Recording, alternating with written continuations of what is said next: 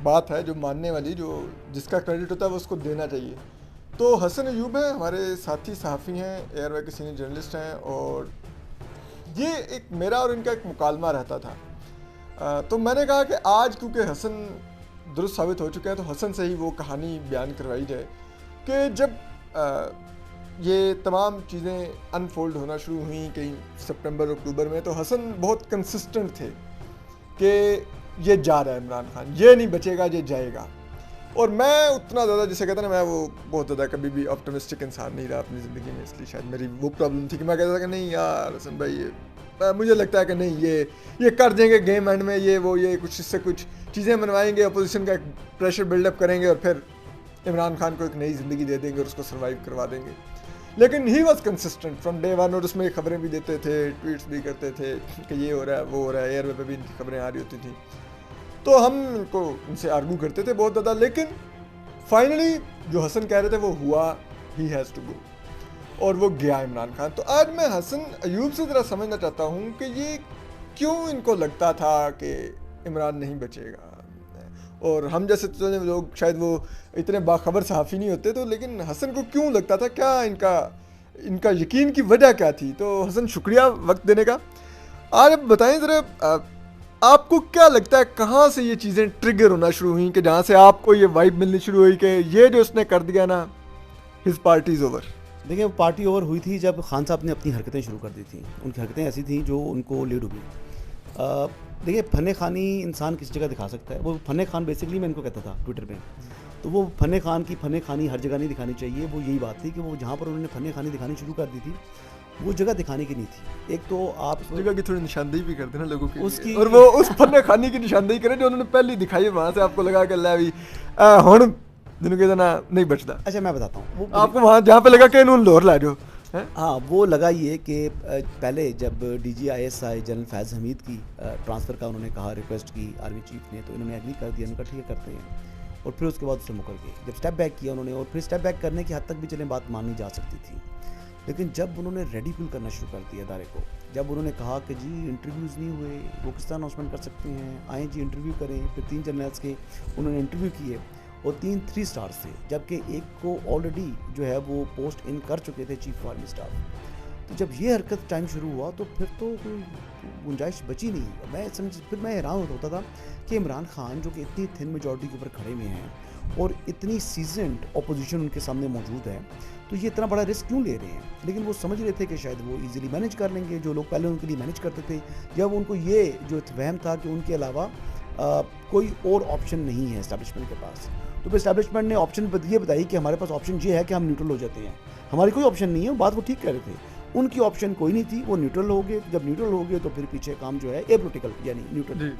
अच्छा, आप एक टर्म भी मुझे याद है यूज़ किया करते थे जब हम ऑफ द रिकॉर्ड बैठे होते थे, गपशप किया करते थे कि यार वो कहते हैं इनने सानू गिरबान तो फड़िया है, और नवाज शरीफ ने हमारे साथ पता नहीं क्या किया था, लेकिन ये उससे एक स्टेप आगे। वो क्या थी, जरा वो थोड़ा एक्सप्लेन करता था कि नवाज शरीफ ने जो डॉन लीक्स है वो एक किस्म की आंख दिखाई है एस्टैब्लिशमेंट को, और ये जो इसने किया है ये हमारे जो चीफ है उसको गिरबान से पकड़ा है। और ये बात, ये मेरे बेसिकली कुछ क्लास फेलोज़ हैं जो कि आर्मी में हैं, अच्छी जगह वो पोस्टेड हैं, तो उन्होंने बताया। बट बहरहाल ये एक अपनी जगह बात है, वो तो एक मिसाल थी। एक्चुअली फिजिकली तो ना नवाज शरीफ ने किया था, ना चीफ ऑफ आर्मी स्टाफ के साथ इमरान खान साहब ने किया, लेकिन इमरान खान साहब ने की हरकत जो थी वो गिरबान से पकड़ने में शुमार होती थी, उससे भी ज़्यादा। क्योंकि देखिए, एक कमांड है, आप कमांडर हैं और आपकी एक फोर्स है, एक फोर्स के कमांडर हैं, तो वो फोर्स के सामने क्या मैसेज दिया था उन्होंने। अच्छा, आज भी जो ये परसेप्शन दे रहे हैं ना कि फ़ौज के अंदर बहुत से लोग जो हैं वो इमरान खान की हमायत कर रहे हैं, तो ये मैं बताऊँ, ये बात गलत है। एक हिस्सा ज़रूर है इमरान खान की सपोर्ट का भी, थोड़ा सा हिस्सा, लेकिन जो मेजॉरिटी है उनकी सपोर्ट वो एक्स सर्विसमैन है। और जो एक्स सर्विसमैन की जो सोसाइटीज़ बनी हुई है, और वहाँ के ऊपर जो कुछ लोग ऐसे बैठे हुए हैं जिन्होंने सपोर्ट करना ही करना है, और उसमें से कुछ लोग जो ना senior level, they are basically synced और they are basically sort of in touch with जो है वो फैज़ाब जो हमारी पार्टी है उनके साथ हैं, तो वो उन्हीं की कहने के ऊपर ये चीज़ें हो रही हैं। और सेकंड, आज भी मैं बताऊं, ये खबर है, मानेंगे नहीं बहुत से लोग, आज भी पेशावर से बड़ी मुदाखलत जारी है, आज भी, आज के इस दिन तक। और ये क्यों है, ये डिसिप्लिन में होना चाहिए था मामला। मैं ये एक्सपेक्ट कर रहा था कि जब वो पोस्टिंग उनकी होगी तो फिर मामलात वगैरह सारे ख़त्म हो जाएंगे, लेकिन बहुत से इशारे, क्योंकि बहुत से डिप्लोमेट्स की जानिब से भी ये इन्फॉर्मेशन मिली कि वहाँ से कुछ सरगर्मियाँ जारी हैं। और अच्छा, आपने बड़ा एक ये भी इंकशाफ किया कि आज भी वो जारी है, और ये जो रिटायर्ड लोग हैं ये उन्हीं के इशारे पर ये नाच कूद कर रहे हैं। अच्छा, लेकिन हसन, थोड़ा हम दोबारा वापस चलते हैं। इन्होंने वो DGISI की पोस्टिंग पे इशू किया, फिर रिडिक्यूल करना शुरू किया कि वो लेफ्टिनेंट जनरल भेजो, मैं इंटरव्यू करूँगा और ये करूँगा वो करूँगा, ठीक है। और इदारा उस वक्त देख रहा था, आपके बकौल जो आपके दोस्त यार थे वो कह रहे थे कि दिस इज़ लाइक के इन्होंने गिरबान से पकड़ा है हमारे इदारे को, ठीक है। तो उसके बाद जब इदारे ने पीछे हटने का फैसला किया और इदारे ने कहा कि जी वो एक टर्म आई, जी न्यूट्रल हो गए हम, ठीक है, and we don't know him. मेरा इसमें वैसे छोटा सा एक आर्गूमेंट ये भी है कि ये न्यूट्रलिटी भी एक लिहाज से एक पॉलिटिकल डिसीजन था। जब मैं आपको 3 साल बचाता रहा हूँ किसी के हमलों से, और 3 साल बाद मैं कहूँ कि आप जाने या वो जाने, तो इसका इन अदर वर्ड ये मतलब है कि मैं उनको कह रहा हूँ कि होना सनु मारना है तो बेशक मार लो, मैंने कोई मतलब नहीं। लेकिन हसन ही कुल्हाड़ा उठा के आपके सर में मार दे तो फिर आपने क्या करना है? आप कह रहे हैं कि मैं तुम्हें उससे बचा रहा हूँ, लेकिन तुम कुल्हाड़ा उठा के मेरे सर में मार रहे हो, तो बस जाओ फिर भुगतो, आप अपने जोर पर करो। That makes sense, that makes sense. अच्छा, अब चीज़ बताएं कि क्या, क्योंकि आप बहुत कंसिस्टेंट थे कि यार ये नहीं बचेगा, ठीक है, उसमें कंसिस्टेंसी की वजह क्या ये थी कि आपको ये नजर आता था कि वो क्योंकि पीछे हट गए तो इस वजह से नहीं बचेगा, या आपको लगता था कि अपोजिशन जो है, जो अब जो मूव कर रही है, उसमें अपोजिशन को जो इत्तेहादी और PTI के लोग हैं, जब वो टूटेंगे तो क्या कोई इदारे की तरफ से कोई ओके का नोड होगा, या इदारे की तरफ से कोई होगा कि डील ऑन योर ओन, या इदारे की कोई ना कोई कहीं ना कहीं अपोजिशन को इतनी एक आंख जरूर है कि कर लो तुसी, इस दफ़ा हम नहीं आ रहे, क्या था वो? नहीं, ये छोटी तो थी, ऐसे नहीं हवा में कि उन्होंने वोट ऑफ नो कॉन्फिडेंस वो लेकर आगे, यानी आसिफ अली जरदारी और शहबाज शरीफ, इतनी बात भी नहीं थी कि वो बिल्कुल उनको ये श्योरिटी ज़रूर करा दी गई थी एक लेवल के ऊपर कि वो मुदाखलत नहीं करेंगे। और ये कुछ चीज़ें ऐसी क्लियर थी कि जो कि आसिफ अली जरदारी का ये ब्रेन चाइल्ड था, और आसिफ अली जरदारी साहब ने ये बड़े अच्छे तरीके से एग्जीक्यूट भी किया। नवाज शरीफ साहब जब रेडी नहीं हो रहे थे, कि मेरी 10 जनवरी की खबर है कि नवाज शरीफ ने बैकडोर राब्तों के नतीजे में ये इस बात पर एग्री हो गए हैं कि इन हाउस चेंज के लिए ग्रीन सिग्नल दे दिया उन्होंने अपनी पार्टी को। ये 10 जैन की मेरी खबर है, जिस पर मेरा बीपर भी हुआ, और वो मेरे पास आज भी वेब स्टोरी भी मौजूद है एयर वाइपर। तो ये बैरूनी साजिश किसी से आ गई। और ये जो 10 फरवरी को आपने कहा कि बैकडोर, 10 जनवरी को, ठीक है, वे बैक 10 जनवरी, ठीक है, तकरीबन आप कह लें 3 माह पहले, ठीक है, आपने कहा जी कि बैकडोर राब्ते हो, और उसमें नवाज शरीफ ने क्लियर दे दिया, ग्रीन सिग्नल दे दिया। ये बैकडोर राब्ते पीपल्स पार्टी से थे कि कहीं और से थे? नहीं, पीपल्स पार्टी से थे। अच्छा, पीपल्स पार्टी के कहीं और थे, ठीक है, पहले, ठीक है। और फिर उसके बाद जब वहाँ पर चीज़ें इनके आपस में काफ़ी मामला तय हो चुके, तो फिर किसी लेवल के ऊपर वहाँ पर भी रब्ता हुआ। देखिए जी, साफ बात है, ख्वाजा आसिफ साहब जो हैं वो एक जगह है, वहाँ पर अक्सर जाते हैं। गुजरांवाला में किसी का? नहीं, गुजरांवाला में नहीं, पिंडी में भी जाते रहे, वो काफ़ी जगहों पर जाते हैं। तो वो वहाँ पर ख्वाजा आसिफ साहब का बड़ा पुराना ताल्लुक़ है। और एक और चीज़ बात यह है कि मियाँ साहब जब जेल में थे पिंडी में, तो उनका कई दफ़ा जो दोपहर का खाना है वो भी कहीं से आया था। तो वो एक ऐसी बात है कि मीन्स के वो एक राब्ता था, लेकिन बराए रास्त, थोड़ा सा खुल के बात करते हैं। अच्छा ठीक है, समझ, मुनासिब नहीं है, लेकिन ये है कि वहाँ पर ये ख्वाजा आसिफ साहब जो हैं उनका राब्ता था, बहुत अच्छा राब्ता था। और ख्वाजा आसिफ के राब्ते के लिए उनको मियाँ नवाज शरीफ को राब्ते की ज़रूरत नहीं थी, वो मियाँ साहब का बराह रास्त राब्ता है, ये भी बात था। अब अगली बात, नवाज शरीफ साहब को ये श्योरिटी होगी कि इस मरतबा, क्योंकि जरदारी साहब ने दे दी कि उन्होंने कहा जी इस मरतबा नहीं आएगा, इसमें फ़ौज मुदाखलत नहीं करेगी, और फ़ौज जो है वो किसी तरीके से रेस्क्यू करने नहीं आएगी। तो फिर इमरान खान साहब की गलतियाँ थी जो मुझे ये बताती थी कि यार ये बंदा अपनी गर्दन जो है ना खुद जो है वो काटने के चक्कर में लग गया। क्योंकि खान साहब ने बुलाया हमें मुलाकात के लिए सुप्रीम कोर्ट के कुछ चंद रिपोर्टर्स को, वहाँ पर हम लोग गए। तो जब मुलाकात हुई, खान साहब से बातचीत हुई, तो इमरान खान साहब की बातें बहुत सी झूठ महसूस हो रही थी। जब उनसे पूछा, उन्होंने कहा जी वो पता क्या करते हैं, उनका तरीका ये है असद कि वो बात को इस तरीके से बयान करेंगे कि आप समझेंगे कि वो सच है, लेकिन वो सच को झूठ को मिक्स करके बात करते हैं। यानी वो आधा सच होता है, वो आधा झूठ होता है। जो सुनने वाला है वो इंप्रेशन लेता है कि इमरान खान साहब जो है ना वो सच बात कर रहे हैं, या वो इंप्रेशन लेता है कि ये मुकम्मल झूठ बोल रही है, लेकिन ना वो मुकम्मल झूठ होता है ना वो मुकम्मल सच होता है। तो चौधरी निसार साहब का पॉजिटिव में सवाल बताता हूँ, मैंने उनसे क्वेश्चन किया कि चौधरी निसार साहब की आपसे रब्ता हुआ है, मुलाकात हुई है? वो कहते जी मेरा पुराना रब्ता उनसे 40 साल 50 साल पुराना ताल्लुक है। फिर मैंने पूछा मैं कब मुलाकात हुई? कहता कुछ अर्सा पहले। मैंने फिर तीसरा सवाल किया स्पेसिफिकली, हालांकि प्राइम मिनिस्टर से इस तरह आप 3 सवाल नहीं कर सकते, क्रॉस क्वेश्चन नहीं होती। तो मैंने जानबूझ के मैंने कहा यार एंड तक जाऊँ ना, मैंने कहा आखिरी मुलाकात कब हुई है? कुछ अरसा पहले से मुराद? कहता चंद माह पहले, जब फ्यू मंथ्स ही सेड। तो मुझे पता लग गया कि इस साल में तो है ही नहीं, वो तो लास्ट ईयर की मुलाकात है, और लास्ट ईयर की मुलाकात भी इमरान खान साहब की ख्वाहिश पर हुई थी, और वो मुलाकात जो है उसके बारे में तो मुझे इल्म था। तो मैं फिर पहुंचा, मैंने कहा अच्छा चौधरी निसार साहब ये वो वाली मुलाकात को तासुर दे रहे हैं कि इन दिनों में मुलाकात हुई। तो इस तरह के झूठ बोलते हैं खान साहब। वो मतलब वो यूं जाहिर करने की कोशिश करते हैं कि मेरे पास अभी भी लोग मेरे साथ कांटेक्ट में हैं और मेरे साथ शामिल होने को तैयार हैं, तो ये इस चीज़ की निशानी है कि मैं गिरने नहीं जा रहा। ठीक है जी। अच्छा, अब जब चले हम आ जाते हैं, ये सारी नो कॉन्फिडेंस की मूव शुरू होगी, चीज़ें वगैरह, सिंध हाउस आ गया, लोग सिंध हाउस में हैं, ठीक है। आपने खबर दी कि जी सिंध हाउस में लोग बैठे हुए हैं, ठीक है, और ये सब कुछ होने जा रहा है। तो ये जो लोग सिंध हाउस में उठ के चले गए थे और वो एक इस खदशे का इजहार कर रहे थे कि उनको लग रहा था कि ये हम लोगों को उठाया जा सकता है अगर हम पार्लियामेंट लाजिज में हो।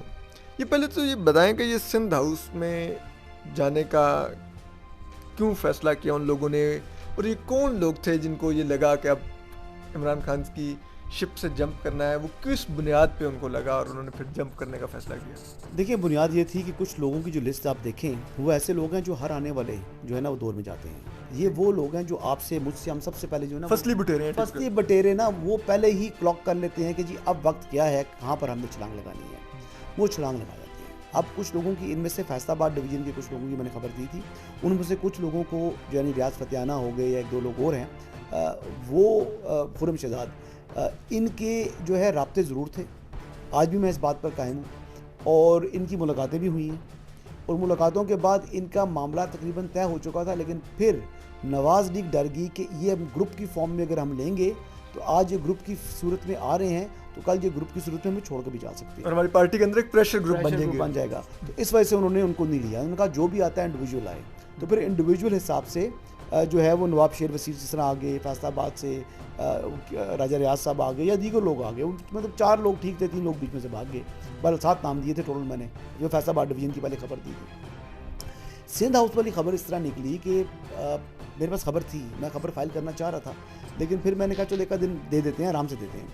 वो हुआ ये कि ये जब गए वहाँ पर दीर में थे, कहा प्राइम मिनिस्टर कहाँ थे, उन्होंने कहा ज़मीनों के सौदे हो रहे हैं। तो मुझे अलार्म हो गया, मैंने कहा ये तो शायद प्राइम मिनिस्टर को बात पता लग गई है। तो फिर मैंने जब डबल चेक किया तो मेरी इन्फॉर्मेशन थी कि उनको पता लग गई, उनको आईबी बता चुका है। तो आईबी ने ड्रोन्स वगैरह उड़ाए थे, वहाँ से उनको कुछ चीज़ें फुटेजेस वगैरह उनकी बन चुकी थी, कुछ वहाँ के अंदर से भी किसी बंदे ने वीडियोज़ बना के भेजी थी। तो जब मुझे पता लगा तो देन आई सेड कि मैं खबर देता हूँ। फिर मैंने खबर दी, और ख़बर जब दी तो मरियम औरंगज़ेब ने उसकी तरदीद नहीं की। वज़ीर दाखिला जो मौजूदा हैं राना सनाउल्लाह साहब, उन्होंने तरदीद कर दी।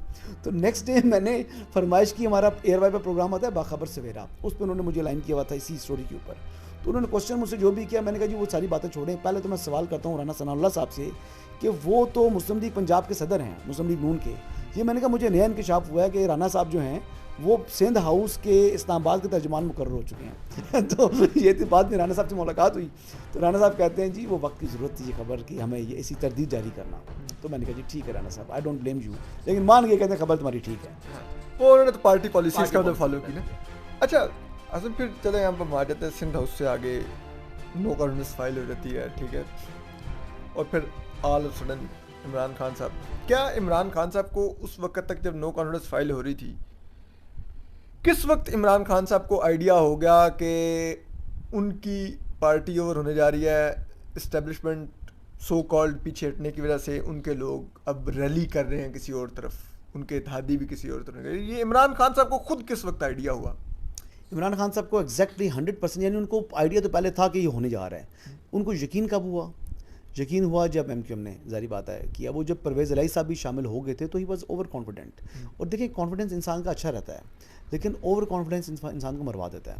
इमरान खान साहब का इवन कि जहाँ तक मेरी इत्तला है कि ये वहाँ पर परवेज़ इलाही साहब ने भी नहीं आना था, परवेज़ इलाही साहब को भी मैनेज किया गया। असल में वही बात है, पेशावर से इतना ज़्यादा मामला है, परवेज़ इलाही पेशावर पर मैनेज हुए।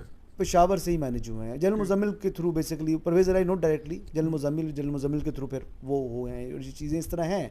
जनरल मुजम्मिल ने जो चेयरमैन वापडा उन्होंने पेशावर की नुमाइंदगी की। देखें जी, जनरल मुजम्मिल साहब को प्रॉपर दोबारा पूरी टर्म मिली है दोबारा, वो उनकी टर्म पूरी हो चुकी थी, तो वो प्राइम मिनिस्टर ने उनको दी है, तो किसी के कहने पर दी थी ना। ठीक, वो भी चकवाल से हैं, वो दूसरे साहब भी चकवाल से हैं। जी बिल्कुल। जी, तो ऐसी बातें हो रही हैं। ठीक अब ऐसी बातें, अच्छा ये बात पता है बात क्या है, मैं खुद को उनके बारे में बात भी नहीं करना चाह रहा, लेकिन ये है कि कुछ बातें ऐसी हैं जो कि हमें डिप्लोमेटिक सर्कल्स बताते हैं। डिप्लोमेटिक सर्कल्स को बातें पता हैं, वो खुल के बात कर जाते हैं, हम बात नहीं कर सकते। हम कहते हैं तो वो कहते हैं कि भाई ये डरते हैं। तो हम अपने इदारे का एहतराम करते हैं, क्योंकि वो आज भी एक इदारे से मुंसलिक हैं, और इदारे की जो वक़ार है वो हमारी तरजीह होनी चाहिए। लोग आते जाते रहते हैं, शख्सियात नहीं। इदारा हमारा है ना, ऑफ कोर्स, और हमारी कौमी सलामती का इदारा है, आपका मेरा, मुझे प्रोटेक्ट करता है, आपको प्रोटेक्ट करता है, तो ये हमारी माओं के बेटे वहाँ पे काम हमारे करते माँ के बेटे काम करते हैं। हाँ, अच्छा, अब हसन आया था, इमरान खान साहब फिर एक वो ख़त निकाल के ले आए और उन्होंने कहा जी कि ओह देखो मेरे खिलाफ अमरीकी साजिश हो गई है। जैसे वो मुल्क को बहुत आगे लेके जा रहे थे, तो अमेरिका को लगा कि पाकिस्तान उनके आगे, उनसे भी आगे निकलने लगा, तो उनका कुछ साजिश करके इनको ख़त्म करो। तो ये इस चीज़ को इस्टेब्लिशमेंट ने किस तरह से लिया जब इमरान खान साहब ये ख़त लेके, जैसे कहते हैं ना, वो चढ़ गए दरख्त के ऊपर, उन्होंने कहा ये लो आया मेरे ये पता क्या, ये इतना बड़ा मजाक है ये। इसने मतलब दुनिया में जग हंसाई तो की हमारी, ठीक है यार। अब लोग वो कहते हैं कि यार ये क्या क्या आदमी है, यानी अपने पॉलिटिकल गेन के लिए इसने नेशनल इंटरेस्ट को डाउन द ड्रेन कर दिया है।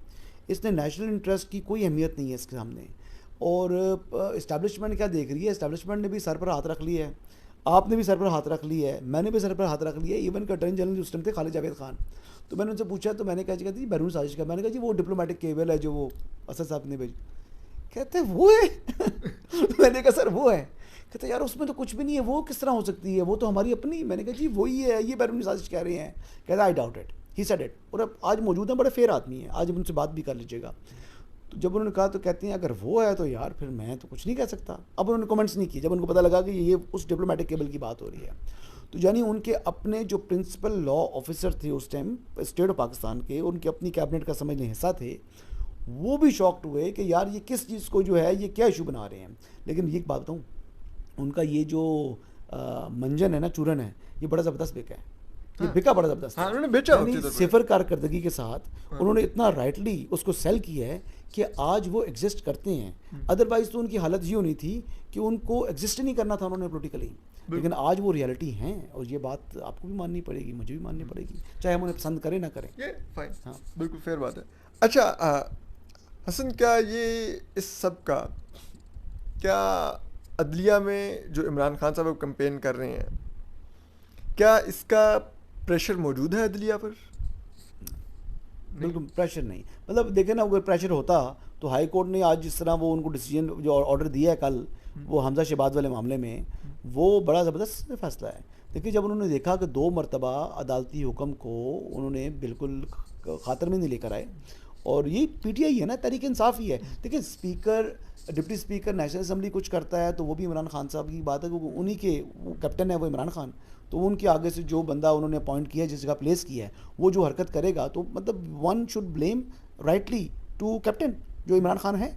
तो इमरान खान साहब के ही कहने पर हुआ, जो कि आर्टिकल 5 इन्वोक किया, जो कि किया तमाम दुनिया हैरत में थी कि आर्टिकल 5 किस तरह इन्वोक हो गया, क्या वो कोड ऑफ लॉ है डिप्टी स्पीकर। इसी तरह कुछ गवर्नर साहब जो कहा कि जी मैं वो जो रेजिग्नेशन है उसको मुस्तरद करता हूँ, तो वो कोड ऑफ लॉ था, वो प्रूव किया था उन्होंने, किस तरीके से उनको पता लग गया जी कि उस्मान बुज़दार का इस्तीफ़ा गलत है, तो उन्होंने उसको भी कर दिया जो कि उनका इख्तियार ही नहीं है। तो इस किस्म की हरकतें जो कर रहे हैं ये अदालत भी देख रही है ना।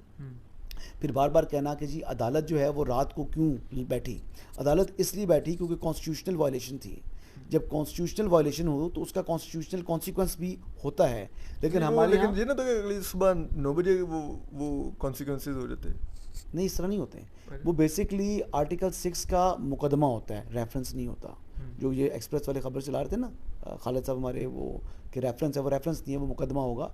तो वो जिसका संगीन गद्दारी केस था, इसका आर्टिकल 6 का मुकदमा दायर होता है, वो वफाकी हुकूमत कैबिनेट अप्रूव करती है, फिर वो FIR उसकी रजिस्टर होती है। नहीं, मैं ये कह रहा हूँ कि उस रात जो अदालत बैठी जी, वो अगले दिन सुबह भी बैठ के, तो 8 बजे तो आपको पता है 8-9 बजे अदालत बैठ सकती है, तो वो बैठ के कंटेम्प्ट इशू कर देते कि खान साहब। समझ रहे हैं, उन्होंने स्पेसिफिकली सुबह का टाइम दिया था कि आप बैठें और सिंगल एजेंडा है, आप उसको लेना है और उसको करना है। तो वो अदालत क्यों इतना अदालत ने बड़ा इंतजार किया है। अदालत को तो मिड डे के ऊपर जो है ना वो अपने जो 5 बजे से पहले बैठ जाना चाहिए था। 5 से पहले अदालत बैठ जाती कि जी हमारे वर्किंग आवर्स ख़त्म हो रहे हैं तो आ जाऊँ और आप करें। और अटर्नी जनरल क्यों भागे थे?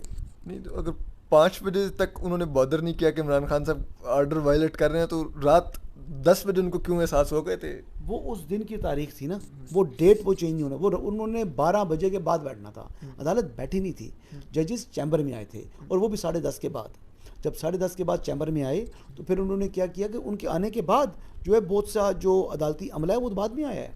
जी बिल्कुल। तो वो बाद में जब वो बाकी अदालती अमला भी आया, तमाम चीज़ें आई, तो फिर उसके बाद उन्होंने बैठना था। उन्होंने कहा ठीक है, घंटा का इंतजार करते हैं, रमज़ान मुबारक भी था, तो उन्होंने कहा फिर हम बैठ के फिर दे देंगे फैसला। चलें तो वैसे मैंने जो हमारा जो बुनियादी मकसद था वो ये था कि हसन से ये समझे हम कि क्यों हसन इतने कंसिस्टेंट थे और इनको इतना यकीन क्यों था कि गया। ठीक, हाँ बताइए। सुप्रीम कोर्ट का फैसला क्या आएगा, असल बात ये थी। अब बाकी मुझे जो बीबीसी की हमारी रिपोर्टर हैं हुमैरा, उनकी कॉल आई थी तो उन्होंने कहा कि 2 लोगों ने, जितने लोगों से मेरी बात हुई, जर्नलिस्ट से भी और वकला से भी, कहते हैं सिर्फ 2 लोग थे जिन्होंने कहा कि अदालत जो है असम्बली को रिस्टोर करेगी। एक मैं था और दूसरे कजूम सिद्दीकी साहब थे, अब्दुल कजूम सिद्दीकी साहब। उसने कहा ये 2 लोग हैं, बाकी तमाम लोग जो है ना, इवन बार कौंसिल वाले भी थोड़े शेडी हुए थे कि भाई ये शायद नजरिया ज़रूरत जो है वो प्रिवेल कर जाएगा। मैं उनमें था, आप भी उनमें थे। तो वो बात ये थी कि जो उमरता बंदियाल साहब चीफ जस्टिस साहब है ना, ये बड़े मतलब एक पता है आपने काजी फाइज साहब केस में बड़ी इनकी मुखालिफ बातें करते रहे, सब कुछ करते रहे, जो हकीकत है। चीफ जस्टिस उमरता बंदियाल जो है वो बुक से बाहर नहीं जाते। वो फैसला उन्होंने जो देना होता है ना, जो उन चाहे आपके मुखालिफ भी फैसला था काजी साहब के, लेकिन था वो भी कॉन्स्टिट्यूशन के अंदर ही। उसमें वो राइट था या वो गलत था, उनकी ओपिनियन थी, जैसे उनकी माइनॉरिटी ओपिनियन थी ना। जो फैसला शुरू में जो जजमेंट आई है वो उनकी जजमेंट थी, बाद में जो आई उनकी माइनॉरिटी है। उन्होंने रिव्यू में उसको स्कोप में उसको मारा। लेकिन बहरहाल आपका एक फीलिंग है काजी साहब के लिए, मेरी अपनी एक फीलिंग है काजी साहब के लिए। उस मामले में मैंने भी काजी साहब को सपोर्ट किया। बट बात यह है कि जस्टिस उमरता बंदियाल ने अपने डस्ट का इलेक्शन देखे थे, कितना प्रेशर था इस्टेब्लिशमेंट का उस ज़माने में, तो वो लिया ना बंदियाल साहब ने। अच्छा वैसे चले ये आपकी ओपिनियन है, मैं इस पर मैं आपसे डिसएग्री करूँगा। वैसे और भी बहुत चीज़ों पर डिसएग्री हम कर लेते हैं जी। तो लेकिन मेरी नज़र में वो फैसला अभी भी जो माइनॉरिटी जजमेंट है, इख्तलाफी नोट है उमरता बंदियाल साहब का, वो वे बियॉन्ड कॉन्स्टिट्यूशन है। जो एक रिपोर्ट डिस्कार्ड हो चुकी थी, उस रिपोर्ट को उन्होंने कैसे खोल के उस फैसले के अंदर अपनी माइनॉरिटी जजमेंट कैसा बनाया, that is a question there. अपने जजेस को ज़्यादा अकाउंटेबल शो करना चाहते हैं, मकसद ये था। नहीं तो वो बाद में, लेकिन बाद में देखे ना उस रेफरेंस का क्या हाल खुला। इमरान खान साहब खुद माने कि उन्होंने क्या 2 नंबरी की थी। हो सकता है कि बंदियाल साहब आज खुद भी उनकी ओपिनियन चेंज हो चुकी है। वही मैं कहना, एक ही नहीं रहती। I agree. वो ही हैड सेड इट कि जस्टिस काजी फाइज साहब इज माय ब्रदर जज, he said is my brother जज, एंड हम अपना वर्किंग रिलेशन रखेंगे आगे इंशाल्लाह। नहीं ठीक है। अच्छा तो अब वो हम जो चीज़ जो हसन से जानना चाह रहे थे कि कंसिस्टेंट क्यों थे, तो कम से कम आपको इतना तो समझ आ गई होगी कि ये जो इमरान खान साहब जो बार बार कहते हैं कि अमरीकी साजिश होगी, अमरीकी साजिश होगी, ऐसा नहीं है। असल बात वही है जो फवाद चौधरी कह रहे हैं, और वो अब हसन ने इन डिटेल आपको एक्सप्लेन कर दी कि जब इस्टेब्लिशमेंट ने अबेंडन कर दिया अपना ये प्रोजेक्ट, तो ये प्रोजेक्ट फिर जैसे कहते हैं इमारत बैठी नहीं थी, क्योंकि इसकी अपनी कोई बुनियादें नहीं थी। इमरान खान साहब कोई उस तरह की पब्लिक रूट्स नहीं रखते जिस तरह की दूसरी जमातें होती हैं जो अल्टीमेटली बाउंस बैक करती हैं। अभी भी एक वो उन्होंने बयानिया क्रिएट किया, बिल्कुल मैं हसन से एग्री करता हूँ, उसकी वजह से उनको एक सियासी वक्ती तौर पर ज़िंदगी तो मिली है, लेकिन क्या ये लॉन्गर रन में ये ज़िंदगी देगा? तो इस पर मैं ये ज़ाती तौर पर समझता हूँ, हसन हो सकता है मुझसे डिसएग्री करें, कि अगर ये इस किस्म की बैरूनी साजिश और अमरीकी साजिश के बयानिए के साथ सियासी जमातें अगर ज़िंदगी पाती होती तो जमात इस्लामी आज पाकिस्तान की लीडिंग पार्टी होती। वो डे 1 से कहती है हर चीज़ में अमरीकी साजिश है, लेकिन वो वक्त के साथ साथ श्रिंक हुई है, बड़ी नहीं है। तो वक्ती तौर पे उनके क्राउड को चार्ज ज़रूर हुआ। इमरान खान साहब ने उन अपने क्राउड को डिफ्लेक्ट ज़रूर कर दिया कि क्राउड उनका बजाय उनसे ये मांगता कि आपने 3.5 साल में 4 साल में क्या परफॉर्म किया, क्राउड अब उनके पीछे इस बात पे लग गया कि हाँ हमारे लीडर को क्यों निकाला अमरीकी साजिश करके। हालांकि वो नहीं है। आपको हसन ने जो इतनी डिटेल में एक्सप्लेन किया, और ये हसन के एनालिसिस नहीं थे, ये इन्फॉर्मेशन बेस्ड उन्होंने बातें की, उससे आपको आइडिया हो गया अगर खान साहब कहाँ से गिरे। तो शुक्रिया हसन, वक्त देने का थैंक यू। अपना ख्याल रखिए, सलामत रहिए, अल्लाह हाफिज़।